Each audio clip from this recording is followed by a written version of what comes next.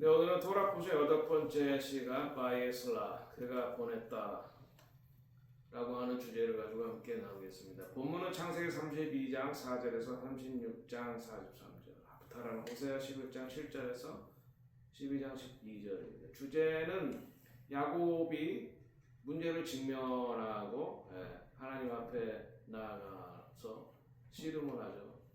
기도를 하는 것입니다. 그걸 통해서 변화가 됩니다. 이스라엘로.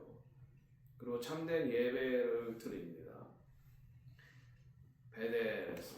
그리고 에서와 화해를 합니다. 이것이 우리 마지막 때를 살아가는 신부들에게도 굉장히 중요한 의미를 주는 것입니다. 하나님과의 씨름, 문제와의 씨름, 그리고 올바른 예배, 그리고 화해, 이것이 마지막 때의 신부가 준비해야 될 그런 것입니다. 바이라흐, 그가 보냈다. 야곱이 사자를 보냅니다. 하나님 말씀에 순종해서 그리고 화해를 준비하기 위해서.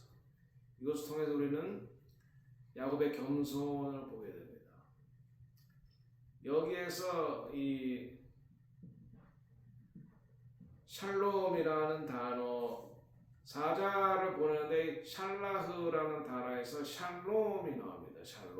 샬롬이 평화 또는 완전함이라는 것이죠.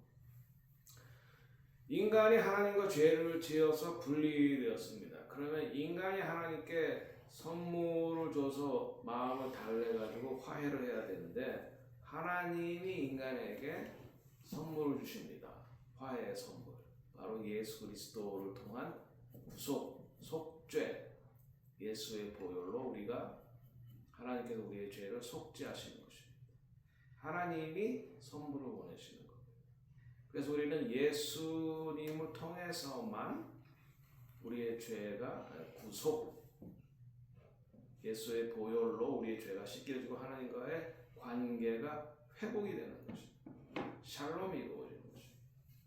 바로 여기에서 이제 예루살렘이라면 바로 City of Peace, 예루살렘이 평화의 도시다. 그래서 예루살렘이 평화의 도시입니다. 왜냐? 예루살렘에서 예수님께서 십자가를 지셨기 때문입니다. 그래서 예수님께서 우리의 중보자입니다. 그러니까 사자를 보내는 건 중보자를 말하고 마지막 때에 또 신부도 이 영적인 중보자의 역할을 해야 되는 것입니다. 그럼 야곱의 두려움은 무엇이었습니까? 바이라 야곱 메오드, 굉장히 두려워했다. 왜? 자기 형 에서가 군대를 400명을 이끌고 자기를 죽일까봐. 그래서 두 때로 나누어서 한 때를 먼저 칠 때 그때 시간을 벌어가지고 남은 가족들로 도망가겠다. 이러한 또 작전을 세우기도 하죠. 이 두려움과 믿음의 이것이 동시에 있는 것을 봅니다. 그래서 그 두려움과 직면하죠. 두려움과 싸우는 모습을 우리가 볼 수 있습니다. 이것은 언약을 붙잡고 기도하는 마지막 때의 신부들의 모습이 또 여기에 포함이 됩니다.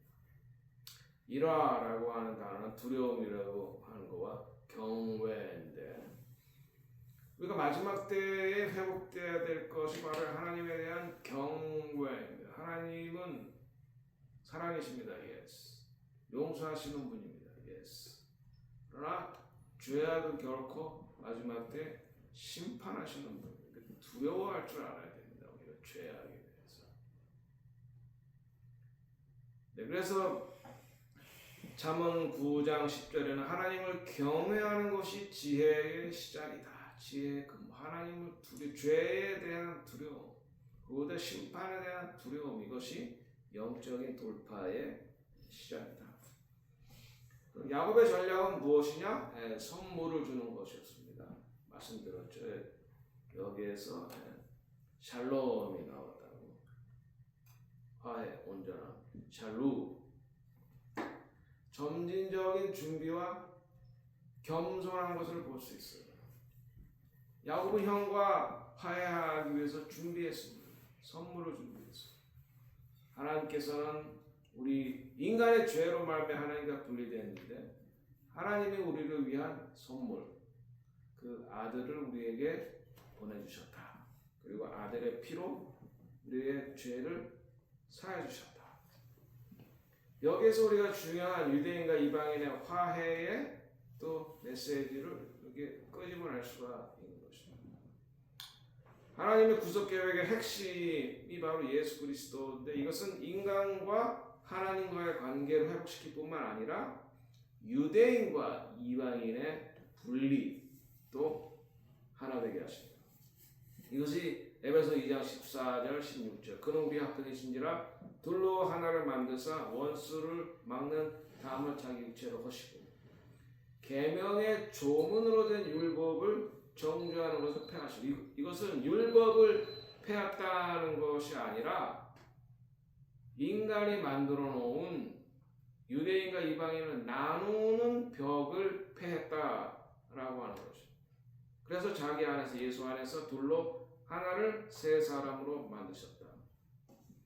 네, 그러니까 구약 시대에는 성전에 그 이방인의 뜰까지밖에 못 들어가 이방인의 뜰을 넘어서 성전 안으로 들어가면은 죽임을 당했어.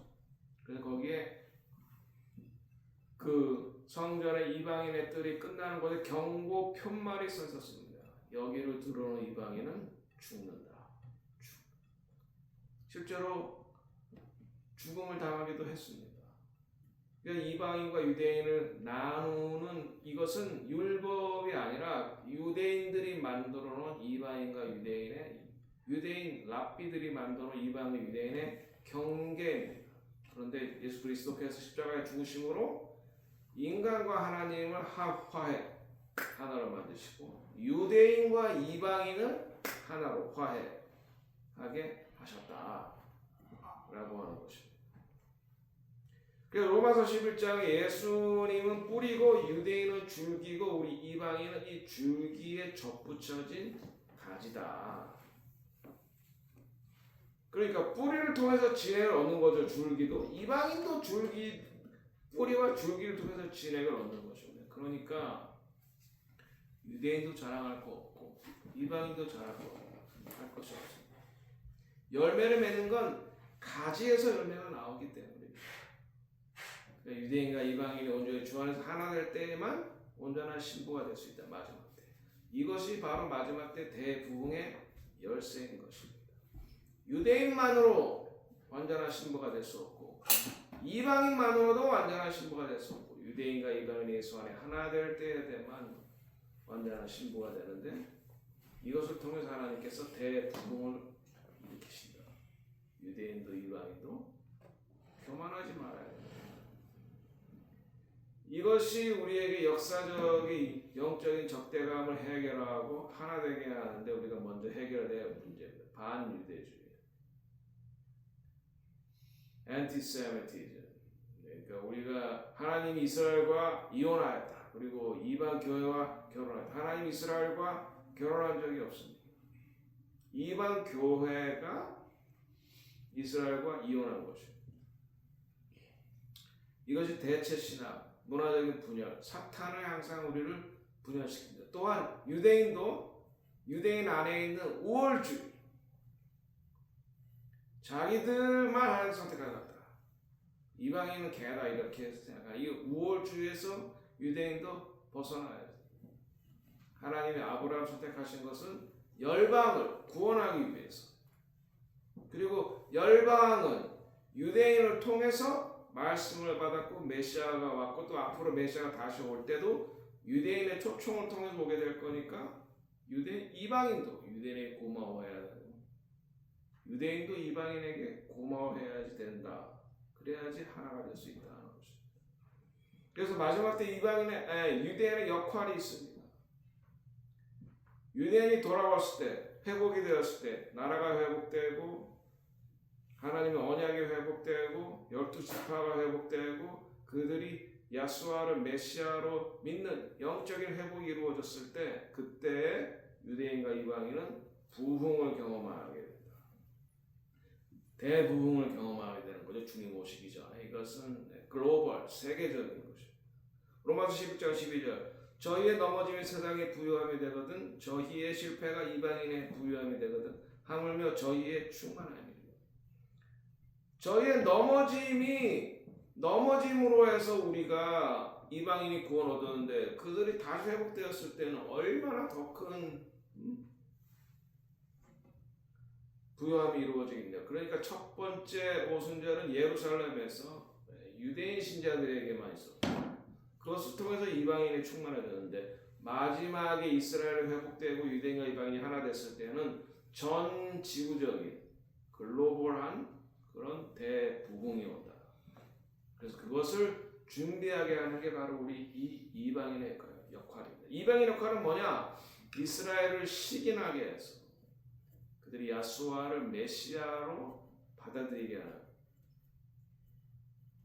2000년 동안 교회가 엄청나게 부흥했습니다. 그것을 통해서 유대인들이 시기가 나서 그들의 영안이 열리고 야수아를 메시아로 받아들이게 하는 것. 그리고 그들이 야수아를 이스라엘의 왕이고 만왕의 왕으로 이 땅에 다시 오도록 초청하는, 그렇게 하기 도와주는 것이 바로 우리 이방인의 역할이다. 그러므로 내가 말하노니 로마서 11장 11절 저희가 이스라엘이 넘어지기까지 실족하느냐? 그럴 수 없느니라. 그들이 완전히 넘어지지는 않았다. 그러니까 하나님이 유대인을 버리시지는 않았다. 그들의 넘어짐으로 구원이 이방인에게 이르러 이스라엘로 식인하게 하는. 그러니까 우리는 이스라엘로 하여금 식인하게, 우리가 성경의 축복을 받음을 통해서 이스라엘이 식인하게 하는. 그리고 우리가 예루살렘의 가수꾼이 되는. 유대인들은 어떻게 식인하게 할까? 이방인이 예수 그리스도를 만나고 자기들의 메시아를 만나고 영적인 축복을 누리고 하는 것을 보고 유대인들이 시기가, 우리가 이방인이 토라를 지키고 하나님의 말씀을 따라 살아가고 축복을 받는 모습을 통해서 유대인들이 시기나게 한다. 그러면 그것이 연합이 이루어지고 그것이 마지막 때의 대부흥이 이루어진다. 그래서 초대교회는 믿는 유대인들이 성령을 받아서 이방인에게 전했는데 마지막 때에는 이방인에게 복음이 전해져서 유대인들과 함께 연합하게 된다. 이것이 마지막 때 대부흥의 하나님의 계획인 것입니다. 그래서 우리 마지막 때 신부는 유대인과 이방인의 연합이 반드시 필요합니다. 이방인만으로서 완전한 신부가 될 수 없고 유대인만으로도 완전한 신부가 될 수 없다. 유대인과 이방인 예수 안에 하나 되었을 때에만. 요한계시록의 신부는 그래서 21장 9절 이 신부는 어린 양의 아내로 표현된 새 예루살렘, 즉 하나님 나라의 완성된 교회 공동체를 형성해야 되는 것입니다. 우리가 개인적으로도 신부지만 유대인과 이방인이 하나 되었을 때 주님의 온전한 한 신부가 되는 거예요. 개인적으로도 신부고 공동체적으로도 신부가 됩니다. 그래서 화해하기 위해서 어떻게 해야 돼요? 우리가 회개. 유대인도 회개하고 이방인은 무시했던 걸 회개하고 이방인도 회개해야지 됩니다. 유대인들을 박해하고 십자군 전쟁으로 유대인들을 죽이고 회당을 불태우고 2차 대전 때 히틀러가 600만을 학살하고 지금 엔티세미티즘이 일어나는 거. 회개해야 돼. 서로 회개해야 돼. 서로 존중해야 돼. 연합해야 되고 중보해야 돼. 그러한 예언적인 행동이 화해의 이전에 실질적으로 필요한 행동입니다. 마태복음 23장 39절에는 이스라엘의 마지막 사명을 언급하고 있습니다. 예수님께서 이스라엘 유대인들에게, 예루살렘의 유대인들에게 말씀하십니다. 내가 너희에게 유대인들에 이르노니 이제부터 너희는 찬송하리로다 주의 이름으로 오시는 이여 할 때까지 나를 보지 못하리라. 이 말은 유대인들이 야수아를 메시아로 알아보고 바로 카바바셈 아도나이 찬송하리로다 주의 이름으로 오시는 이여, 그래서 왕이여 오시옵소서 초청, 이 초청에 의해서 예수님께서 이스라엘의 왕이요 만왕의 왕으로 다시 오신다 마지막 때.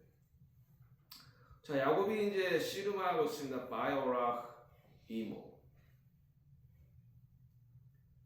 야곱이 하나님 앞에서 기도하면서 씨름하면서 이름이 바뀝니다. 이스라엘. 엘은 하나님이죠. 이스라엘은 하나님이 이겼다. 하나님 하나님이 져주셨다. 이름이 바뀌어지는 건 뭐예요? 하나님께서 새로운 사명을 주신다. 데스티니. 새로운 사명을 주시는 것입니다. 그리고 에서와 화해하게 됩니다. 야곱이 7번을 절했다. 7은 완전수죠. 그리고 에서는 껴안, 은혜. 그래서 화해가 이제 이루어져요. 하나님과 인간의 화해, 유대인과 이방인의 화해. 여기 모라비안 폭포에는 체로키와 미국의 화해가 필요하다는 것입니다. 여기 원래는 체로키, 이사갈 지파들이 1000년 이상 여기서 이 땅을 가꾸고 하나님을 예배해 왔습니다. 그런데 유럽에서 퓨리탄들이 들어오고 1830년대 앤드루 잭슨 가버먼트 때 여기에 있던 체로키들을 쫓아냈습니다. 돈도 주지도 않고. 그 과정에서 5,000명이 죽었다 그래요. 여기서도 오클라호마로 1830년 인디언 이주법이 의회에서 통과됐는데 돈을 주고 땅을 사기로 했는데 돈도 안 주고 그냥 쫓아냈다는 거죠. 그래서 눈물의 행군, 트레일 오브 티어스가 여기서부터 시작됐는데 그것에 대한 화해와 일치, 그들이 떠나가면서 이 땅을 저주했기 때문에 이 땅에 가난의 영이 들어오고 종교의 영이 들어오고 인종주의 영이 들어오고 인종주의로 해서 분리가 이루어지고 부흥의 우물이 막혔던 것입니다. 그래서 화해를 했을 때 악한 영이 떠나서 저주가 떠나는 것입니다. 가난의 영이 떠나고 종교의 영이 떠나고 또한 인종주의 영이 떠나서 진정한 화해가 이루어졌을 때 다시 그 부흥의 우물이 열리게 된다. 여기가 마지막 때 그래서 대부흥을 이룬 그러한 장소다. 저주를 제거하고 부흥의 우물을 다시 열기 위해서 하나님께서 우리 가정을 이곳에 오게 하셨고 다윗의 장막을 여기서 2018년에 시작하게 하셨다. 그래서 모라비안 폭포의 화해는 성경적 화해, 역사적 치유, 또한 마지막 때 대부흥의 우물을 여는 그런 원동력입니다. 요한계시록 7장에 대부흥이라는 말이 안 나오지만 열방의 허다한 물이 바로 이것이 대부흥입니다. 이스라엘에도 14만 4천이 나오고. 자, 그래서 마지막으로 토라 포션 8번째, 그가 보냈다. 이걸 통해서 우리가 알 수 있는 마지막 때 신부는 담대하게 우리의 문제, 두려움, 이것을 직면하고 회피하지 않고 하나님 앞에 가지고 나가서 기도하고 씨름해야 돼. 그래서 하나님께서 응답하신다. 그래서 마지막 때 신부는 영적 돌파를 위해서 하나님과 씨름해야 돼. 기도해야 돼. 마지막 때 신부는 우리 가족 공동체 그리고 세상에서의 화해를 준비해야 돼. 화해가 있어야지 대부흥이 있기 때문에. 유대인과 이방인은 주님의 재림을 위해 예수 안에서 하나가 돼야 됩니다. 그리고 모라비안 폴스에서 우리가 사는 모라비안 폭포에서 체로키와 미국 정부와 화해하는 마지막 때 대부흥의 우물을 여는 중요한 열쇠가 된다. 그것을 위해서 우리는 기도하고 노력해야 됩니다. 그래서 마지막 때 신부는 언약의 약속들의 뿔을 근거하고 거룩함 안에서 걸어와야 돼. 거룩하다는 것은 죄를 멀리하고 하나님의 말씀을 따라 살아간다. 그래서 우리는 예수님의 재림을 위해서 선물을 준비하고 사랑과 중보로 준비해야 돼. 그것이 마지막 때의 신부다. 그리고 마지막으로 베델, 하나님의 집을 기억하고 우리 하나님께 참된 예배, 여기에서 체로키들이 하나님을 예배했듯이, 그리고 모라비안과 체로키가 하나님과 함께 유대인과 이방인과 함께 예배했듯이 이곳에서 다시 참된 예배가 올라가고, 그래서 마지막 때 대부흥이 이 땅에 이루어지는 그날까지 우리 다 함께 기도하고 준비해야 되겠습니다. 기도하겠습니다.